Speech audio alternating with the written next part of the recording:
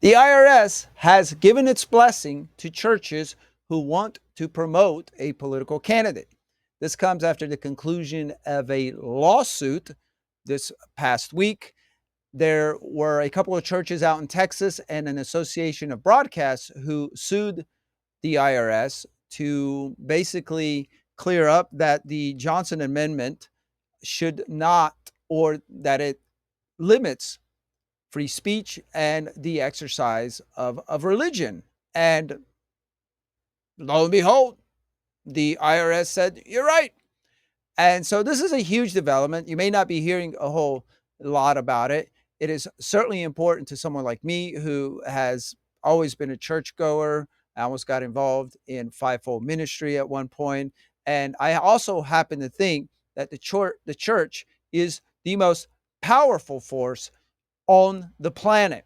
And this was something that muzzled the church, although I don't think it should have. I think that speaks more to the weakness of the American church than to the power of this law itself. I want to get into this. This is something I'm very passionate about, and I think it's something that's way more important than a lot of the politics and things that we're talking about. But before I do, I want to ask you, if you haven't already, to subscribe to this Substack.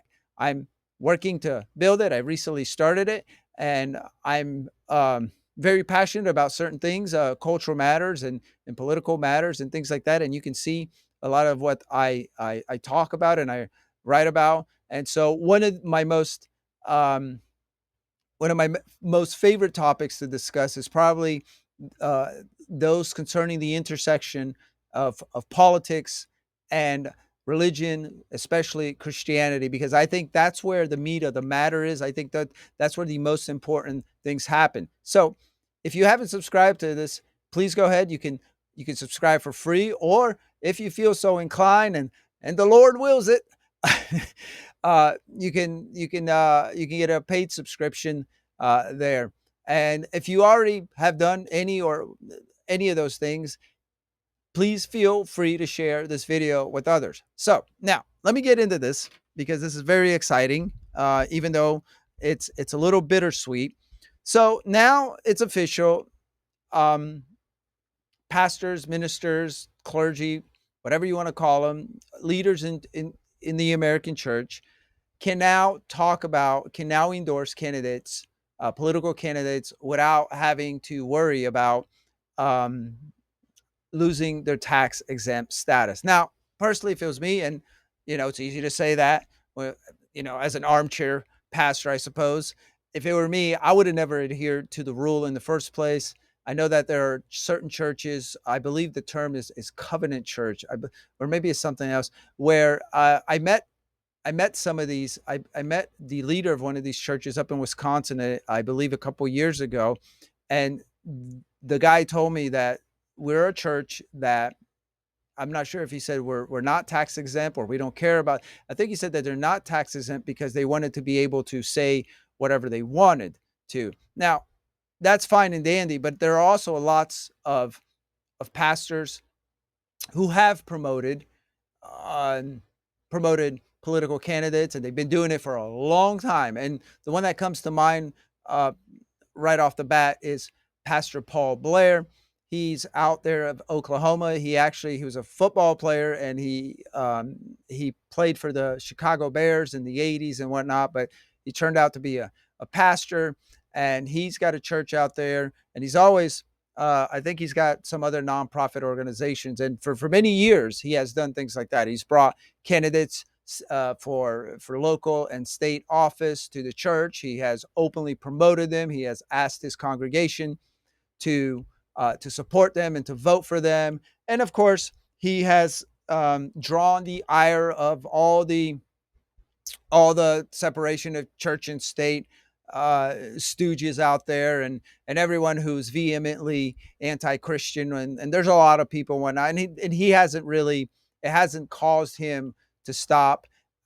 He was one of the featured speakers at last year's John Birch Society's leadership conference, and I really enjoyed his speech. He said something to the degree at some point. He's like, "Let me ask you something: Is Jesus Lord over Sunday or Lord of all? And everybody's like, Lord of all. And he's like, well, then how in the world can we justify that? How can we justify restrictions on what we say on Sunday? It's like it is completely un-American to to restrict what you are saying if you are a church leader. I wholeheartedly believe this. I'm someone who was born in a communist country, and one of my heroes is a man named Richard Wurmbrand. They talked about him in the last video. He was a Protestant um, preacher, and what happened is when the Soviets took over Romania in the 40s after World War II, at some point there was some sort of conference.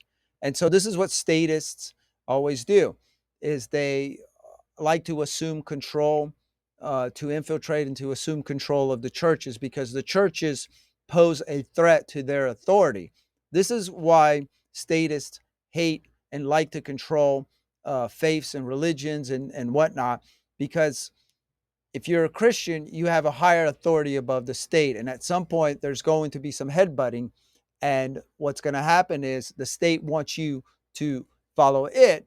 And if what the state is asking you to do or asking you to worship or view as its authority contradicts that of God's law, they know that if real Christians are going to follow God's law, and that's going to cause problems for them. Because ultimately, what the state wants to do, and this is why the founders, a huge reason why the founders and the founding generation, they adhere to the idea of limited government, because they recognized that the government is not the ultimate authority. They recognized that the government was there to essentially foster a civil, orderly society, but the ultimate purpose of that society was that so people can be free to carry out their unalienable rights.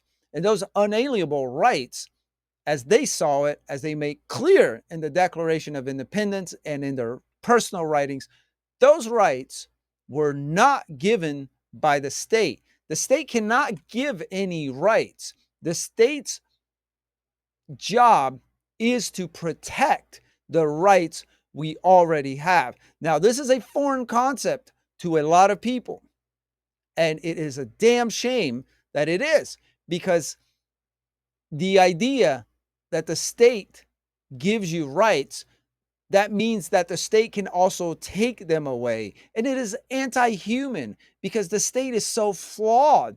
Like what state? There's been so many. Like what government? And they're so corrupt. Why in the world would we want, would we agree to empower a collection of corrupt, fallible people with so much power? No, the idea of limited government was in large part derived from the beliefs, the Christian beliefs of the founding generation and a lot of the framers, that the government was there to foster and to protect the rights that we were born with. Rights that we were born with, that were given from someone from the highest of authority, from the creator of all. God gave us those rights, and the job of governments was to foster that. Now, obviously, that has not been the way things have worked for the most part, but it is a concept that has existed for a long time. It is a concept that even feudal system have fostered, and it's actually, in the end, we will live in a kingdom. We will not live in a democracy, in a republic. We will live in a kingdom, and the kingdom, the king of that kingdom is going to be Jesus. Now, fortunately for us, Jesus is going to be, that's like the king you do want.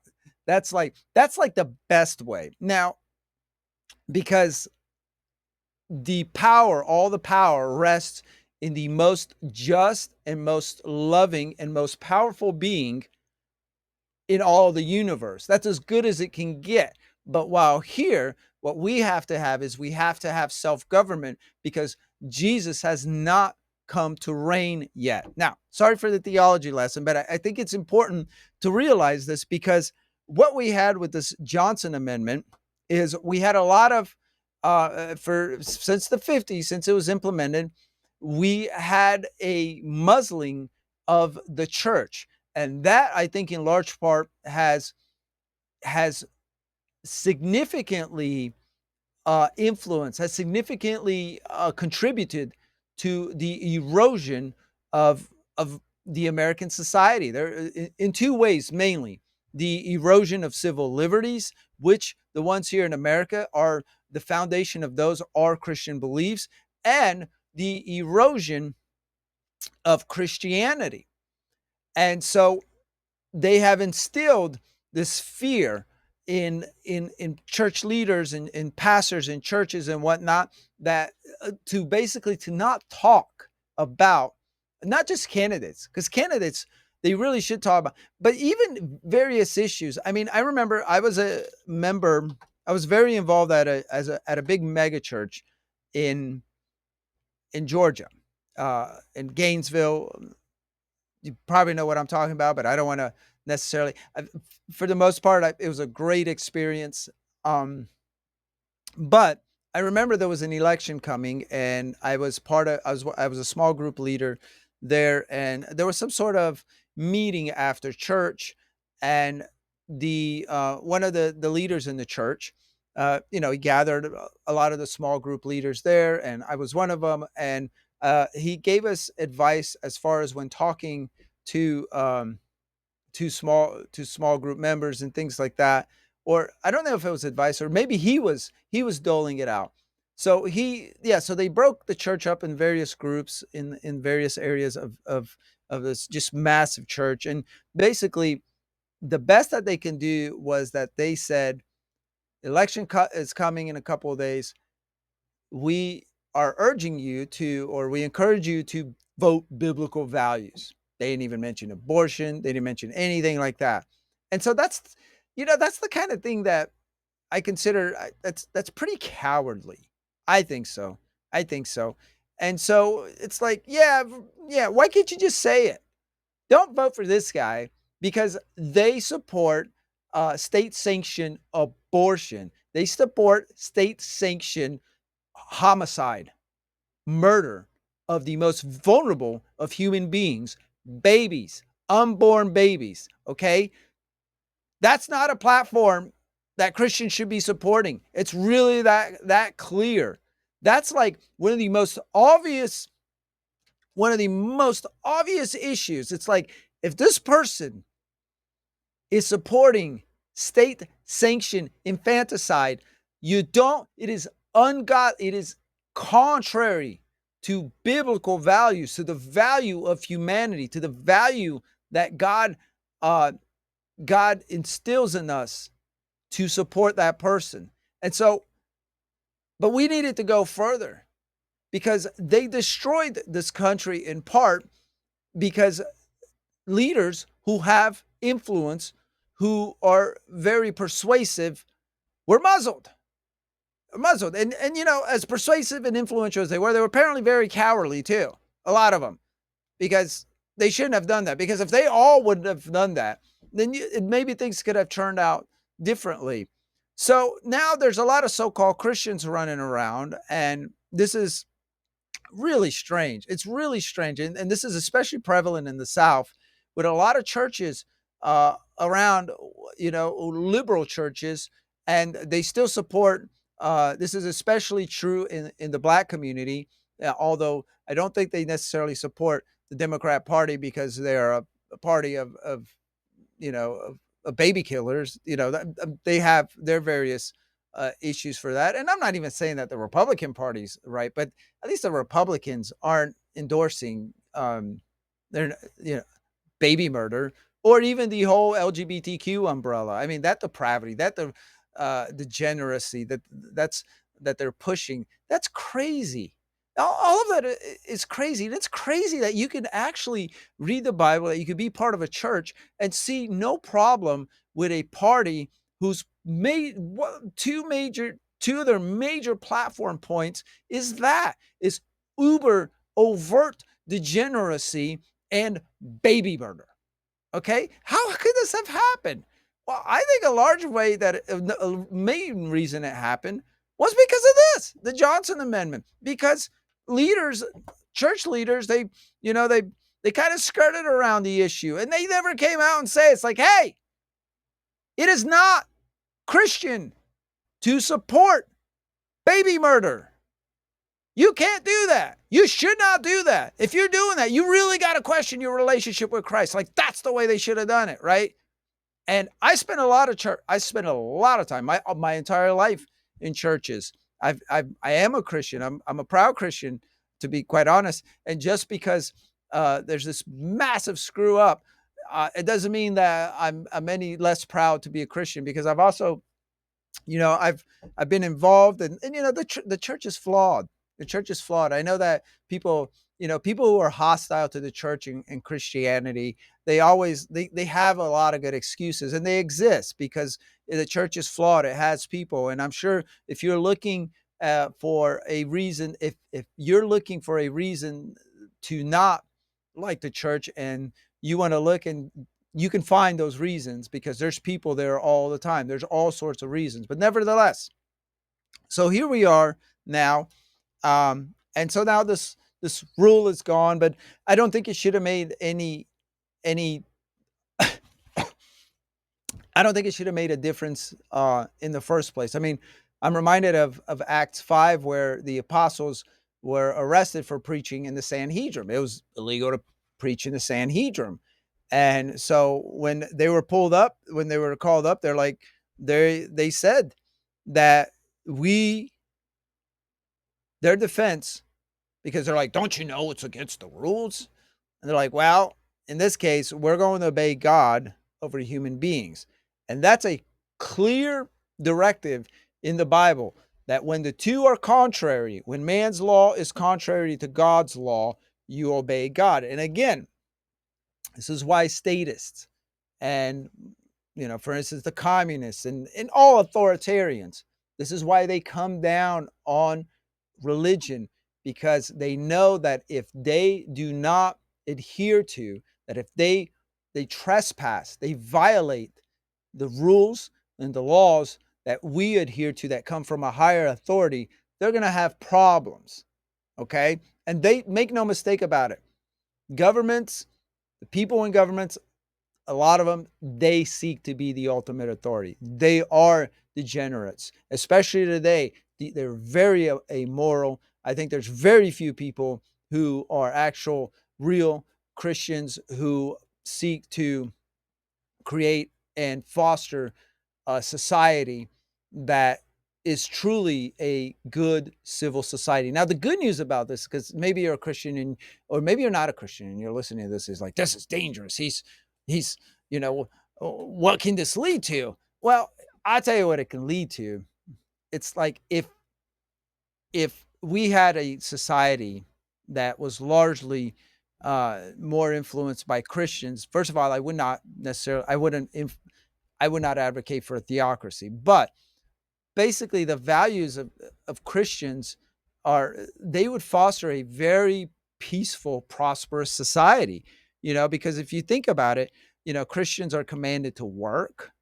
They're commanded not to steal, not to be envious, not to covet, not to, cheat on their spouses. They're commanded to pay their taxes, and they're basically commanded to to be good citizens. And so that's kind of what the society would be like. And even, maybe you're thinking, well, yeah, what about the LGBTQ? It's like, wouldn't that make it illegal? It's like, I'm not sure necessarily that it should be legal. I don't think that it should be in our society, in public society. I certainly don't think it should be endorsed. But I do believe that if that's something, we still live in a fallen world. And I think if you want to do that, I don't think it should be illegal, but I certainly do not think that you should be allowed to put on parades of degeneracy in the same way that it's illegal for, to possess child porn, or it's unethical to show porn to children. It's like, no, you should not be able to put on uh, parades of degeneracy. You certainly should not be able to teach that in schools and whatnot. So I'm glad to see, I guess, that this is happening. I am a little um, discouraged that this needed necessarily to happen. I think the church, I think it's a bad sign. It was a bad look for the Christian church that they let this law muzzle most of them, because I think what was at stake is the American culture, is the even I would say America as a whole, the country's existence. I mean, look around what has happened since the Johnson Amendment was passed. It was passed in the 50s, right? The country is unrecognizable, unrecognizable. So much has happened since. Imagine how much different this country might have been if every single pastor in every single church called out the people and the policies that were corrupt, that were immoral, and that would lead to destruction, to erosion. Do you think we'd have a different country? I think we would. I think we'd have a very, very different country. Now, that's not to say that we need permission from the government or the government needs to sanction churches. I'm not even sure that that it's that important that a church with four walls and whatnot is. I mean, look at the way the church grew. It grew out of the ashes of the Roman Empire. They gathered in the catacombs, in houses. And even today, some of the largest church growth is in places like China, where the communists certainly don't sanction it, much less give them tax exemptions or whatnot. This is the church is growing, has a history of growing in times of persecution, because it is a flame that you cannot put out, and they will always try to do that, and they will always fail, because the church is the most powerful force on the earth. And it is the most powerful force because it is the bride of Christ, who is the ultimate being in all the universe. Get this through your head. That's what's happening here. What is happening is the church is the bride of Christ. It means nothing can put it out ever. Now, that doesn't mean that it can't be harmed. It doesn't mean that it hasn't been harmed. It doesn't mean that Christians haven't died. And it doesn't mean that we can't do better, because we can do better. So I'm glad to hear this is it. This I guess I'm glad to hear that this Johnson Amendment was revoked, and I would say that maybe that was part of the battle too. That was an answered prayer to I don't remember ever praying for it, but I'm sure there was leaders, church leaders, who were praying for this. And so I don't see how it's a terrible thing. I don't see how it's a bad thing. So I'm glad to hear that this is happening. But I think we need, as a church of Christ, God's church, we need to rise up, because right now the country needs the church more than ever. There's a lot of problems out there, and I talk about them all the time. And for the most part, they're political, or at least they seem political. But at the foundation, every problem that this country faces has a spiritual component, has a spiritual source. And you can look at some of these problems and say, you know what? There's like really no way to fix this, whether it be the national debt or the culture. The culture, I mean, what do you do? How in the world do you fix a culture where um you have a massive percentage of people who are not proud to be American, a massive percentage of people who um who are non-Christians, a massive percentage of people who um who are so degenerate in their lifestyles.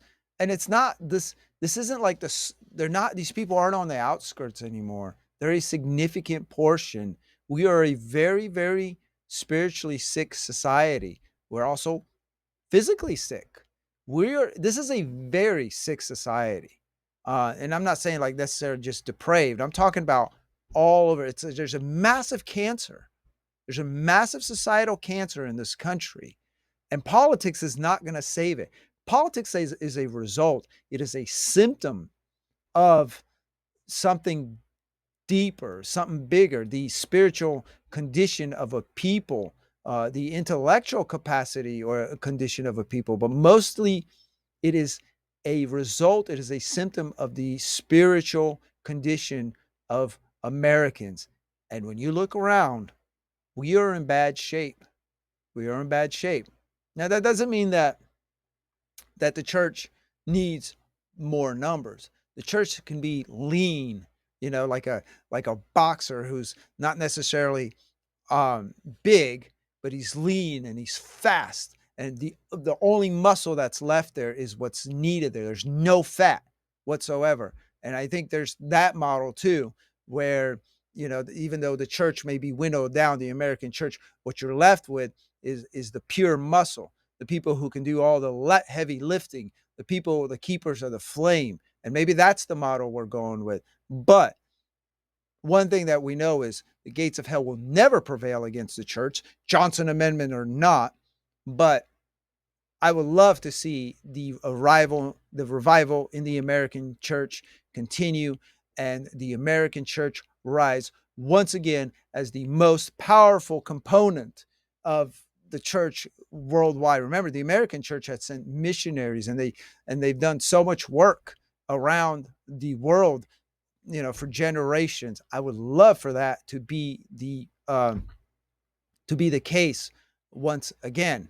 It's like when this country was started, a major reason that the colonists prevailed was because there was a Black Robe Regiment, and it was a collection of ministers who saw as part of their duty to support the patriotic cause. And some of them started regiments in their areas and whatnot, and they preached about the cause of freedom, because what they saw it is the patriot cause was in defense of religious liberty. Because remember, the groups that first came to the United States, to the Americas, were groups who were persecuted all over Europe, from the Puritans and the Quakers and the Huguenots and so many others. They came here to avoid persecution.